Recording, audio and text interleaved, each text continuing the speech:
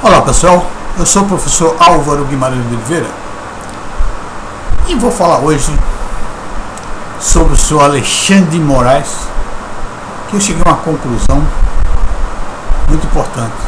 Ele está blefando.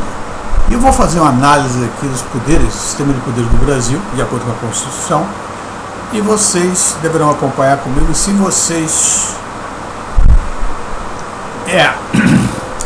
entenderem que o pensamento e o raciocínio está certo, passem esse vídeo para adiante aí, que as eleições estão chegando, não é isso? Então precisamos trabalhar bastante essa semana e a outra para nós vencermos essa batalha. Inclusive parece estar quase vencida, mas sempre é bom a gente se prevenir e procurar obter mais votos, tá certo? Ou explicar situações que possam levar as pessoas a mudarem de voto. Vamos lá. Claro, o Alexandre de Moraes está fazendo qualquer coisa, ele pula a cerca, ele quebra a Constituição, faz isso, faz aquilo, e eu olho, percebo e tal, não vejo onde é que está o poder dele para fazer isso. Não vejo. Não percebo hora nenhuma por que ele está fazendo. Porque eu sei. Né? Porque ele está fazendo, porque ele quer derrotar de qualquer maneira o Bolsonaro. Mas ele não tem percepção que ele não tem poder nenhum. Vamos lá. Vamos começar analisando o sistema de poderes do Brasil de acordo com a Constituição de 1988. De acordo com a Constituição, o poder no Brasil é dividido em três poderes: poder executivo, poder legislativo e poder judiciário. O poder executivo tem as Forças Armadas, ou seja, quem for presidente do Brasil, quem for o chefe do executivo é naturalmente o presidente das Forças Armadas, o chefe das Forças Armadas. Depois nós temos o legislativo e o judiciário. Desses três poderes, executivo, legislativo e judiciário, só o legislativo e o executivo são soberanos. Por que são soberanos? Porque esses poderes são estabelecidos e definidos através do voto popular. O judiciário não é. Os judiciários são pessoas, são profissionais que são indicados para o poder judiciário. Então é um poder de Estado, mas não é soberano. E dentro do poder judiciário tem o Supremo Tribunal Federal, que é uma instituição, né? Uma instituição que é responsável por guardar a Constituição, ou seja, o poder, o STF é uma instituição judiciária que é responsável pela vigilância, pela obediência, pelas consequências da Constituição. É isso que é o STF. E o STF é constituído de ministros, no caso são os ministros atualmente, que são indicados pelo chefe do executivo e chefe das Forças Armadas, indica o executivo, que eu acho inclusive isso altamente conflitante, como a gente está vendo toda hora isso. Por quê? O poder, o chefe do poder executivo, que provavelmente poderá ser investigado pelo STF, não poderia indicar ministros que vão julgá-los mais tarde, porque isso causa conflito de interesse. Eu nomeio, aliás, como Lula fez. Lula e Dilma nomearam aí vários ministros, inclusive o Fachin, que é o mais óbvio. O Fachin, como ministro do Lula, da Dilma, parece, era um petista. Ele ia para comício de Dilma. Ele foi nomeado ministro, depois presidente do STF, e numa maracutaia judicial ele liberou Lula da cadeia, ou seja, anulou os processos com base no CEP, porque os processos foram julgados em Curitiba e segundo ele deveria ser em Brasília, então anulou os processos. O anulamento com a anulação desse processo, ele então liberou o Lula como se fosse um ficha limpa. Então ele poderia se candidatar a presidente da República. Esse Fachin é uma das pessoas que mais prejuízos deram a esse país. Você já pensou a confusão nessa eleição que está exatamente por colocar um presidiário ladrão para ser candidato a presidente do Brasil? Quanto dinheiro se gastou? Quanta energia se gastou? O país parado em função disso? Porque se fosse um outro candidato, por exemplo, fosse por exemplo, o Bolsonaro e, sei lá, vamos dizer aí, quem é que pode ser candidato aí? Fosse o Moro, ou se fosse quem, meu Deus? É que a gente está tão pobre de candidatos a presidente do Brasil que é difícil a gente ter de lembrar. Mas não estaria, se fosse com o Moro, por exemplo, não estaria essa comoção total. E o país não ia ficar paralisado por causa disso. Tá certo? O problema é que o Lula é ficha suja, é um ladrão, é um mentiroso, é um psicopata, é um cleptomaníaco. Lula não vive sem mentir e sem roubar. E esse é o homem que eles querem colocar como presidente do Brasil? O senhor Fachin é o responsável por isso. Eu acho que no impeachment do Alexandre de Moraes, do Luiz Barroso, eles deveriam pegar 10 anos cada um no mínimo. Agora no impeachment do Fachin deverá ser 3 vezes mais do que pegou o Alexandre de Moraes e o Alexandre de Moraes. Por quê? Ele causou muito mais prejuízo ao país. Ele foi de uma irresponsabilidade, de uma incompetência e irresponsabilidade total. Um idiota. Eu posso ter sinal de loucura. A mediocridade dele é tão grande que ele resolveu cometer um ato desse tamanho. Isso é um absurdo. Muito bem. O senhor Alexandre de Moraes, desde sua época como secretário de Segurança Pública de São Paulo, estava sempre sob a desconfiança de ligação com o PCC. E hoje nós sabemos que o Lula é ligado ao PCC e etc. Tá certo? Bom, por que eu acho que o Alexandre de Moraes está blefando? Veja só.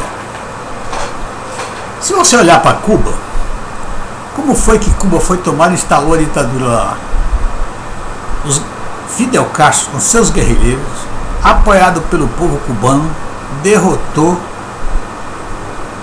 o ditador de Cuba da época, bom, vai lá. Bom, o ditador de Cuba da época. E instalaram a ditadura. Né? Foram aos passos, primeiro momento, até que instalaram a ditadura proletariada. O que aconteceu em Venezuela? Na Venezuela foi a mesma coisa. A mesma coisa não, um pouco diferente. Foi as forças armadas que se levantaram e tomaram o poder e estabeleceram a ditadura. E aqui no Brasil? Aqui no Brasil tem uma situação ímpar, diferente de tudo isso que já aconteceu.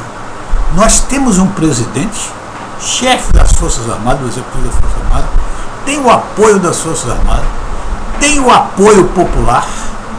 Portanto, dificilmente esse homem será tirado do poder na marra. Então, se o Alexandre de Moraes começa a pular as 4 linhas. Aliás, não é só o Alexandre de Moraes, não. Quem começou foi o senhor Lewandowski.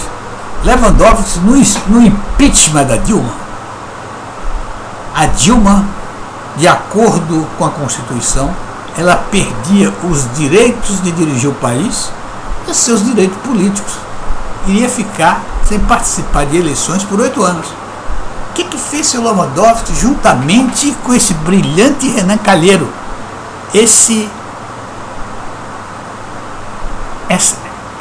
Essa ameba que se chama Renan Calheiros. Eles dividiram. Ela perdeu os direitos de comandar o país e garantiu os direitos políticos. É só que o povo de Minas Gerais fez o papel que o senhor Lewandowski deveria fazer.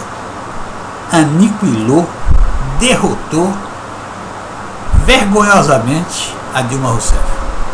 Ela teve uma derrota acachapante e humilhante em Minas Gerais. Muito bem. E aí nós vimos assistindo. Eu acho, ninguém disse nada. Ninguém, já a imprensa, claro que a imprensa está macamunada, né, com a esquerda e não fala nada sobre atos de esquerda. Então, o Alexandre de Moraes, por ser mais ousado, por ser mais intrépido, ele começou a observar que as pessoas não falavam nada. Veio o caso do próprio Bolsonaro, que nomeou o delegado de Polícia Federal, o chefe da Polícia Federal, e o senhor Alexandre de Moraes, sem nenhum poder para isso, foi lá e bloqueou, não permitiu. E o Bolsonaro chiou de um lado, chiou de outro, terminou consentindo. Mas dizia ele na época que nunca mais ia acontecer aquilo. E aí o Alexandre foi percebendo, alguma coisa estava ali dizendo, e eu acho que talvez na época as Forças Armadas não estavam apoiando tanto como estão hoje ao Bolsonaro, e Bolsonaro teve que aliviar. Tá certo? Muito bem, então o Alexandre percebeu isso, entrou nessa lacuna aí e começou a fazer o que ele bem entende e quer com a política brasileira. Mas ele, se você percebe, se o Bolsonaro é apoiado pelo povo e apoiado pelas Forças Armadas, ele não pode ser tirado do poder pela força, que a força maior é ele, Bolsonaro. E se o Alexandre de Moraes? Qual é a força que tem por trás de Alexandre de Moraes? Um simples Alexandre de Moraes, não é nem político, não tem nenhum partido político atrás dele. Nunca participou de política. Simplesmente um advogadinho de meia tigela. Mas reconheço que um cara ousado está blefando, dizendo assim, vou botar até ver onde esse povo vai segurar o que eu estou botando para eles fazerem. E está colocando um processo atrás do outro,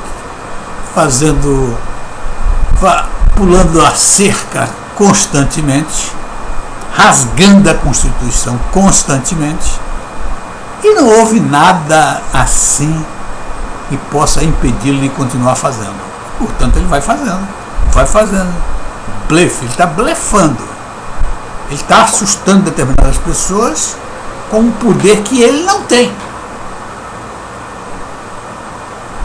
E eu tenho a impressão que agora, no dia 30/10/22, o povo vai pagar para ver.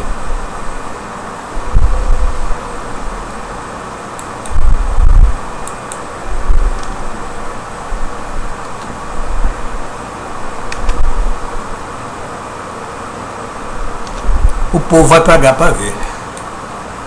Né? O povo, para aqueles que não entendem de poker, né? O blefe se dá exatamente quando um jogador tem uma mão fraca, quer dizer, 5 cartas fracas, que não dá para ganhar nada.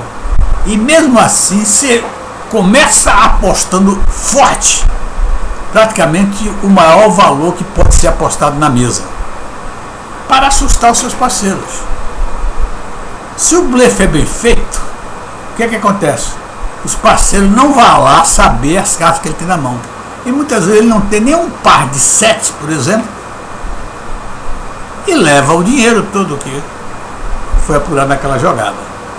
Agora, quando ele faz um blefe, tem profissionais ali tão bons quanto ele, entende a respeito do jogo, o profissional vai lá e paga para ver. Pagar para ver é isso, ele faz uma aposta de 10 dólares para 20. E quem quiser ver as cartas tem que pagar 20. Aí o cara vai lá e paga os 20. Quando olha, se era blefe mesmo, quem estava blefando perde. E o pagador recebe todo o dinheiro. Agora, se ele realmente não estava blefando, ele leva o dinheiro e ganha do que pagou para ver. Tá certo? É isso aí. E eu penso, raciocínio, não vejo dentro do sistema de poderes no Brasil qual é o poder que tem Alexandre de Moraes para rasgar a Constituição da maneira que ele rasga, para peitar todos os políticos brasileiros e não sofrer uma reação à altura. Então ele foi, como uma pessoa ousada, foi colocando seus blefs um atrás do outro. Mas vai chegar o momento que ele vai ter que pagar, que é o dia 30 do 10. Ou, quem sabe, talvez antes. Mas, com certeza, no dia 30 do 10, será pago para ver. O povo brasileiro vai pagar para ver, e aí vão se abrir as mãos, as cartas, e ver se ele tem carta na mão para levar, ou se não, ele vai ser jogado fora, vai ser cuspido fora do Brasil. Não, cuspido fora do cenário político, não estou dizendo assim. Ok, meus amigos, é isso que eu penso a respeito da situação, porque não é possível pensar de outra maneira. Eu não vejo, não há dentro do sistema de poderes do Brasil, de acordo com a Constituição brasileira de 88, nada que indique que o senhor Alexandre de Moraes tenha algum poder, tem alguma coisa atrás dele. Não tem. E ele, se ele fosse um homem de partido, talvez ele tivesse um partido atrás dele. Ele não é um homem de partido. E você sabe, um homem de partido tem dificuldades no partido. Imagina um cara que não tem nem partido. Quando as forças virarem, vocês vão ver que ele não tem ninguém ao lado dele. Um abraço, pessoal, e até a próxima.